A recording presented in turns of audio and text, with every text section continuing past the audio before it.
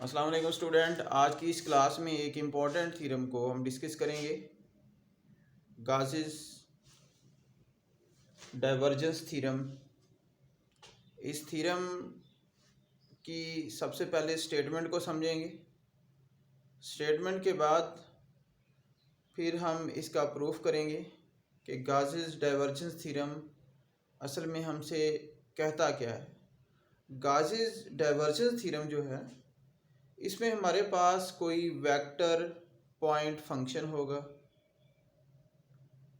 कोई भी हो सकता है, उसका नाम एफ़ रख सकते हैं फंक्शन का, F1 F2 F3, या कोई एनी वन पॉइंट ए ले लेते हैं। और उस ए पॉइंट में से जो भी सरफेस इंटीग्रल होगा, उस सरफेस इंटीग्रल को हमने वॉल्यूम इंटीग्रल के अंदर चेंज करना है, यानी कि उसके बराबर लेके आना है। तो सबसे पहले हम गाउस डाइवर्जेंस थ्योरम की स्टेटमेंट देखते हैं, और इस स्टेटमेंट में ये उसी वक्त प्रूफ होगा कि जब ये फंक्शन जो है वो पॉइंट फंक्शन जो है कंटिन्यू भी होगा, और कंटिन्यू होगा तो फिर हम इसको डिफरेंशिएशन फॉर्म में चेंज कर सकते हैं। तो ये ज़रूरी है कि वो फंक्शन कंटिन्यू होगा। तो यहाँ पर मैंने स्टेटमेंट से पहले एक डायग्राम से यहाँ पर एक सरफेस ड्रा किया है, उसके बिटवीन एक और सरफेस है। इस सरफेस का ये जो हिस्सा है ये एक वॉल्यूम है, ये वॉल्यूम इंटीग्रल भी इसको बोल सकते हैं। इस वॉल्यूम इंटीग्रल से मैंने एक नॉर्मल यूनिट वेक्टर लिया है, जो इसका नाम मैंने n रख लिया है, और एक पॉइंट फंक्शन है जिसको मैंने a का नाम दिया है। इन दो लाइंस के बिटवीन हमारे पास एक एंगल बनेगा जिसको मैंने यहाँ पर थीटा का नाम दिया है। अब थीटा चूंकि एंगल जो है दो लाइंस के बिटवीन है, यहाँ पर फंक्शन हमारे पास जो है किसी प्लेन के ऊपर जब होगा तो इसको हम चेंज कर देंगे अल्फ़ा बीटा में, या इसका एंगल हम गैमा ले लेंगे। यहाँ पर जो इसकी डायरेक्शन होगी वो cos alpha, cos beta and cos gamma की फॉर्म में होगी। यहाँ पर ये जो हमारे पास n है, ये हमारे पास कोई नॉर्मल यूनिट है। n क्या है, हमारे पास कोई नॉर्मल यूनिट है, और इसकी मैग्नीट्यूड किसके इक्वल होगी, 1 के इक्वल होगी। तो इसका हम यूज़ करेंगे, इसलिए ये स्टार्ट में मैं बता रहा हूँ कि n यूनिट वेक्टर किसके इक्वल लेंगे, 1 के इक्वल लेंगे। अब आए स्टूडेंट, इसकी हम स्टेटमेंट देखते हैं। स्टेटमेंट में क्या है, statement the surface integral of normal of A vector A over A close surface. ये देखें जिस तरह ये मैंने क्लोज सरफेस ली है, ठीक है स्टूडेंट। और ये जो a है ये हमारे पास कोई एक वेक्टर फंक्शन है या वेक्टर पॉइंट फंक्शन है, is equal to the integral of divergence of a take over the volume v and enclose by the surface. उसका कहने का मतलब ये है कि जो हमारे पास ये फंक्शन है, इस सरफेस का जो फंक्शन है उसको हमने वॉल्यूम इंटीग्रल के इक्वल लेके आना है। तो इसको मैंने डबल इंटीग्रल लिया है। वॉल्यूम में आपके पास क्या हो गए, तीन, वॉल्यूम 3 से होता है, इसलिए इसमें हमने 3 इंटीग्रल लेके इसको डाइवर्जेंस डॉट ए डीवी लिख दिया है। We can write it as, ये जो a है, ये a जो है स्टूडेंट, इसको हम a1 i a2 j and a3 k से डिनोट कर देंगे। और ये जो n है यूनिट नॉर्मल वेक्टर जो है, इसको हम n1 n2 n3 i j के इसके कंपोनेंट के साथ लिख देंगे। ये जो डाइवर्जेंस डॉट a है, इसको हम पार्शियल अपॉन पार्शियल एक्स आई, पार्शियल अपॉन पार्शियल वाई जे, पार्शियल अपॉन पार्शियल जी के से डिनोट करते हैं। ए जो है ये हमारे पास एक पॉइंट होगा जिसको a1 a2 a3 का नाम, इसके साथ इसका डॉट प्रोडक्ट करेंगे तो ये कुछ इस फॉर्म में आ जाएगा। ये जो नीचे जाके मैं इसको क्लियर करता हूँ। अब हमने क्या कर देना कि ये जो surface integral a dot n unit vector है, इसको मैंने इस फॉर्म में लिख लिया, a1 cos alpha plus a2 cos beta plus a3 cos gamma. अब ये जो हमारे पास cos alpha cos beta cos gamma है, इस a1 a2 a3 के साथ ये n यूनिट नॉर्मल से आया है कि जब हमारे पास कोई एंगल बनता है। तो इसको स्टूडेंट मैंने यहाँ पर इस तरह कुछ समझाने की कोशिश की है कि हमारे पास ये एक्स एक्सिस पे आई है, वाई एक्सिस पे हमारे पास कोई जे कंपोनेंट है, मैंने एक पॉइंट फंक्शन एफ लिया है, या इसको हम एफ की बजाय ए का नाम दे देते हैं क्योंकि मैंने यहाँ पर ए लिखा हुआ है। तो ए ओ और ए से मैंने एक परपेंडिकुलर ड्रा किया जो कि एम है, और जैसा कि आप लोगों को जानते हैं कि इन पोलर फॉर्म अगर बात करें तो यहाँ पर क्या है, कॉस अल्फा आता है, यहाँ पर कॉस साइन क्या आता है, बीटा आता है। तो यहाँ पर मैंने लिखा हुआ है कि ए डॉट आई, ए हमारे पास अगर इसकी मैग्नीट्यूड लेता हूँ, अगर आई की मैग्नीट्यूड लेता हूँ तो ये किसकी इक्वल होगी, आई वन कंपोनेंट है, और ये ए कॉस थीटा हमारे पास आ जाएगा जो एक्स एक्सिस पे, और जो वाई एक्सिस पे है सिमिलरली इसी तरह साइन थीटा आ जाएगा।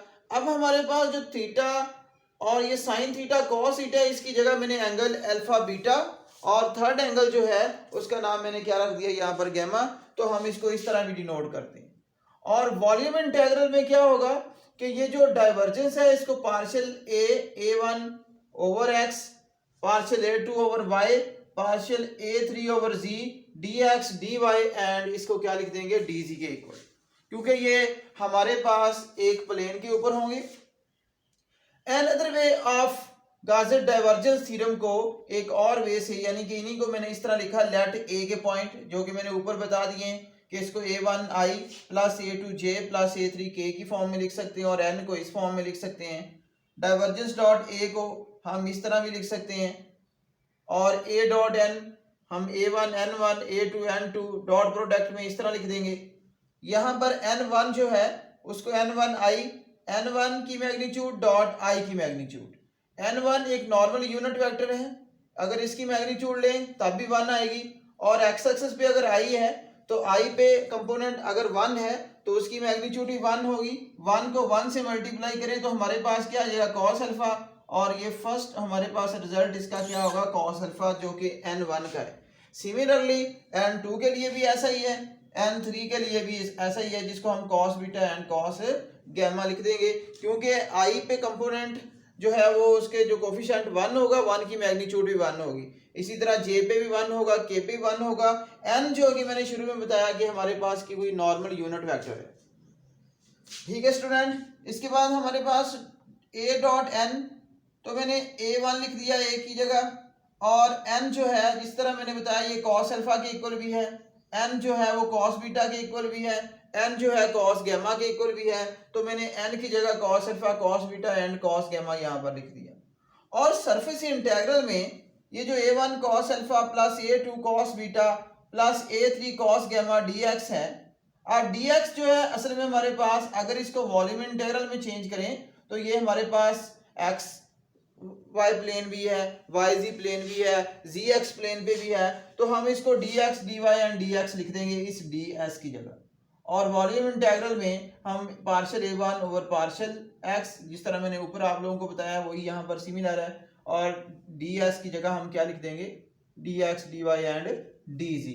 s यहाँ पर सरफेस है, और ds जो है उस सरफेस में से जो उसका पोर्शन होगा ना कम से कम, उसको हम कहते हैं ds, यानी कि derivative. It is an other way of, ये हमारे पास एक अदर वे मैंने लिख दी है किसकी, गासी डाइवर्जेंस थ्योरम की।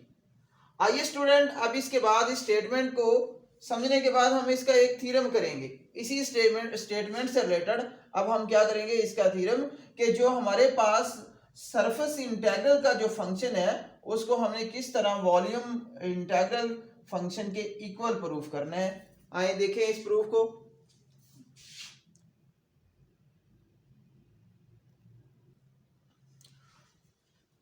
चलिए स्टूडेंट, इसी स्टेटमेंट से हम प्रूफ करते हैं कि let S1 be any surface show in the figure. ये मैंने यहाँ पर एक डायग्राम शो की हुई है, इस पे मैंने x axis y axis and z axis पे मैंने एक सरफेस ये ली हुई है, एक सरफेस इसी वॉल्यूम के ऊपर ली हुई है, ये वॉल्यूम इंटीग्रल है हमारे पास। असल में इस सरफेस को मैंने S1 का नाम दिया है, यहाँ पर इस सरफेस को मैंने यहाँ पर S1 का नाम दे देता हूँ, इसको S2 का नाम देता हूँ। अब ये जो सरफेस है हमारे पास DS1, इसमें मैंने फंक्शन जो लिया है f1 f of x Y, f2 जो है इस पे फंक्शन मैंने ले लिया f2 एक्स वाई। तो ये इसका ds होगा इस सरफेस का, और ये जो है ds2 होगा, और ये हमारे पास ds क्या होगा 1 होगा। अब यहाँ से मैंने एक नॉर्मल यूनिट वेक्टर जो कि स्टेटमेंट में समझा चुका हूँ कैन लिया है, इस सरफेस के ऊपर भी लिया और इस सरफेस के ऊपर भी लिया, और यहाँ पर नीचे मैंने इसके कुछ इमेज दिखा दिए S1 सरफेस और S2 सरफेस के। तो इन्हीं को यहाँ पर मैंने प्रूफ में लिखा हुआ है कि let S1 be any surface as show in the figure. S is the upper surface है, S1 is the upper surface which is Z is equal to f1 x y, यानी कि ये Z के फंक्शन होंगे, अपर function जो है S1, and S2 is the lower surface which is Z is equal to f2 xy, यानी कि जो लोअर सरफेस है वो मैंने S2 का नाम दिया उसको। लेट R, अगर इसका ये रीजन है R, और इन XY प्लेन पे जब मैं सरफेस इंटीग्रल को लूँगा तो यहाँ पर मैं किसी एक प्लेन की बात करता हूँ, एक प्लेन में ले लेता हूँ। यहाँ से मैंने वॉल्यूम इंटीग्रल में partial A3 upon partial Z dV लिया है, यानी वॉल्यूम इंटीग्रल में A3 का मतलब है हमारे पास Z वाला जो फंक्शन है वो होगा, और Z पॉइंट जो है जिस तरह हमारे पास A3 है, A3 भी लिख सकते हैं, फंक्शन में F3 भी लिख सकते हैं, और यहाँ पर अगर A3 पार्शियल Z के लिहाज से है तो इसको मैंने dx dy एंड dz लिख लिया। और इस A3 की जगह जो हमारे पास अब फंक्शन होगा ना, इसमें अपर भी आएगी और लोअर फंक्शन भी आएगा। हमने सिर्फ और सिर्फ dx dy को छोड़ के हमने dz के लिहाज से सबसे पहले इस फंक्शन के लिहाज से इसको क्या करना है, इंटीग्रेट कर लेना है, और फिर उसके बाद सिमिलरली इसी तरह हम dx और dy के लिए प्रूव कर लेंगे। सबसे पहले देखें जो हमारे पास रीजन है उसमें मैंने क्या लिया हुआ है, z इक्वल टू f2 से z is equal to f1, क्योंकि f1 मेरे पास अपर है और f2 हमारे पास क्या है, लोअर सरफेस है, और उसका फंक्शन जो है मैंने पार्शियल A3 और पार्शियल Z लिया हुआ है, dx dy एंड dz। अब इसमें से इस दो रीजन को छोड़ के मैं इसकी बात कर रहा हूं, तो z f2 से f1 partial A3 partial Z dz dx and dy। अब सबसे पहले इस इंटीग्रल में हम इसकी जो फंक्शन की वैल्यू है, हमारे पास जो फंक्शन f1 है, या हमने उस फंक्शन को अगर a1 का नाम दे देता हूँ, यहाँ पर आप मैंने a1 लिखा हुआ है तो यहाँ पर भी हम a1 ही लिख लेते हैं। यहाँ पर हमारे पास क्या है a2, हम क्या करेंगे z फंक्शन की जगह, z की जगह पहले अपर वैल्यू पुट कर देंगे, फिर हमारे पास क्या है लोअर वैल्यू। ऐसा ये देखें हमारे पास a3 into x y z, हमने क्या करना है, ये जो अपर वैल्यू इस z की जगह इस फंक्शन की जगह लिख देनी है। हमने इसको क्या कर देना है, यहाँ पर भी फिर क्या लिखेंगे, यहाँ पर भी हम a1 लिख देते हैं, यहाँ पर क्या लिख देंगे हम a2। अब हमने a1 की वैल्यू जो है, ये फंक्शन ही असल में वो यहाँ पर पुट कर देनी है, और ये जो a1 है वो किसके इक्वल है, वो हमारे पास फंक्शन ऑफ एक्स वाई के इक्वल है, और a2 जो है ये भी फंक्शन ऑफ एक्स वाई के इक्वल है। तो यहाँ से हमारे पास ये जो थर्ड इंटीग्रल है, यहाँ से ये सिंप्लीफाई हो जाएगा। फिर उसके बाद हम प्लेन में जो दो इंटरवल है dx और dy उसको सिंप्लीफाई करेंगे। आप देखें हमने इसका पहले अपर फंक्शन पुट करेंगे, फिर इसमें हम क्या पुट करेंगे, इसका लोअर फंक्शन पुट करेंगे। इसके बाद स्टूडेंट मैंने अपर एंड लोअर वैल्यू को यहाँ पर पुट किया कि अपर फंक्शन f1 था जो ये वाला है जिसको मैंने a1 का नाम दिया, और जो हमारे पास लोअर फंक्शन है वो f2 है जिसको मैंने a2 का नाम यहाँ पर दिया। इसको f2 भी कह सकते हैं और इसको f1 भी। f1 और f2 का जो फंक्शन है यहाँ पर उसकी वैल्यू मैंने पुट कर दी, ये अपर फंक्शन है, ये क्या होगा लोअर फंक्शन। इसको मैं इक्वेशन नंबर 1 कह देता हूँ। यहाँ पर वॉल्यूम इंटीग्रल पार्शियल A3 और पार्शियल Z dV की जो वैल्यू है ये आ गई। इसके बाद हमारे पास जो अपर सरफेस है, अपर सरफेस पे जो dx dy है, यानी x axis and y axis पे, जो इस स्टेटमेंट के अंदर मैंने आपको कुछ इस तरह समझा दिया था कि कोई हमारे पास फंक्शन है उस फंक्शन पे मैंने एक परपेंडिकुलर एम ड्रा किया है। ये अगर आई है, अगर ये जे है, तो यहाँ पर हमारे पास जो एंगल है वो हमारे पास थीटा है। ठीक है स्टूडेंट, उसी तरह मैंने यहाँ पर d x and d y, यानी कि ये डी एक्स है, ये क्या है, डी वाई है, और यहाँ पर जो हमारे पास फंक्शन आएगा वो कॉस अल्फा डी एस आ जाएगा, क्योंकि सरफेस से डी एक्स डी वाई की जगह डी एस आ जाएगा। और यहाँ पर जो हमारे पास कोई यूनिट नॉर्मल होगा वो हमारे पास एन होगा डॉट, क्योंकि हमने अपर फंक्शन आई जे एंड के ले रहे हैं तो यहाँ पर के फंक्शन आ जाएगा। ये अगर यूनिट है एन डॉट के, इसको डी एस लिख देंगे, तो यहाँ पर जो हमारे पास इस फंक्शन की अपर की जो वैल्यू आएगी वो पॉजिटिव एंगल होगा, और पॉजिटिव एंगल जो होगा वो एक्यूट एंगल होगा, जो कि हमारे पास इस 90 से थोड़ा सा क्या होगा, कम होगा, इसलिए हम इसके बाद एक्यूट एंगल लिख देते हैं।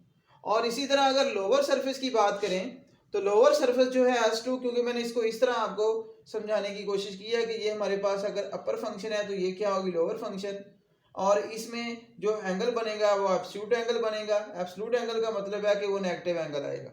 ठीक है, यानी कि जिस तरह हम ऊपर होंगे पॉजिटिव एंगल, जैसे ही हम सरफेस को नीचे की तरफ देखेंगे तो वो हमारे पास क्या होगा, नेगेटिव एंगल होगा। अब यहाँ पर हमारे पास जो डी एक्स डी वाई है, n dot k d s लिख दिया है, dx dy is equal to n dot k ds is positive. Lower function में उसी तरह हमारे पास क्या आएगा, नेगेटिव आ जाएगा। अब इस वैल्यूज को, लोअर एंड अपर को, हम इक्वेशन नंबर 1 में जाके पुट करते हैं, फिर इसको आगे हम सॉल्व करते हैं।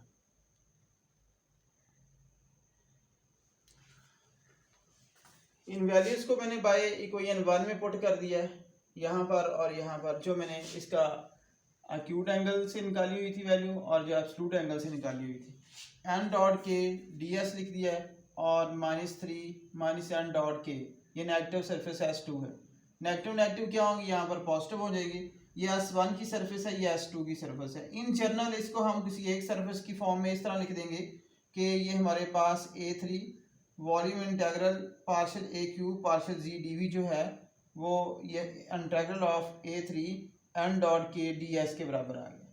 ठीक है स्टूडेंट, इसको हम इक्वेशन नंबर 2 का नाम देते हैं। इसके बाद सिमिलरली अब हमने यहाँ पर A2 और A1 को सॉल्व करना है। फिर हमारे पास जो वहाँ से इक्वेशन आएगी, तीसरी इक्वेशन 4 जो आएगी और 2 आएगी, इन तीनों को हम क्या कर देंगे, ऐड कर देंगे, तो हमारे पास जो है इसका सरफेस इंटेग्रल जो है वो वॉल्यूम इंटेग्रल के बराबर आ जाएगा। इसके बाद स्टूडेंट हम यहाँ से जिस तरह हमने फर्स्ट A3 निकाल लिया, इसी तरह हम similarly partial A2 over partial y d निकालेंगे। तो A2 यहाँ पर n डॉट जे आ जाएगा, जिस तरह यहाँ पर k आ गया यूनिट, यहाँ पर क्या होगा, j आ जाएगा। ये यूनिट का अलामत भी लिख लें ds। इसी तरह हमने जब A1 निकाला है तो उसी तरह n डॉट आई ds आ जाएगा। अब ये इक्वेशन नंबर 2, 3 एंड 4 जो आई है, इन तमाम को हम क्या करेंगे, ऐड कर देंगे। Adding equation 1, 2 and 3 we get, हम इनको ऐड करते हैं तो यहाँ से हमारे पास इसका फाइनल रिजल्ट आ जाएगा।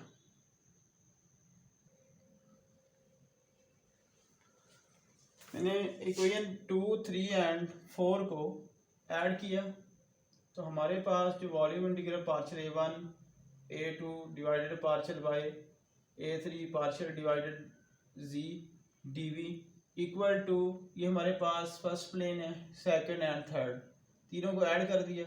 अब इसमें से इसको A1 A2 A3 और ds, ये n जो है ये हमारे पास एक यूनिट नॉर्मल है, इसको कॉमन लेके मैंने n यूनिट ds लिख दिया है, क्योंकि यहाँ से n ds तमाम में से कॉमन आ रहा है।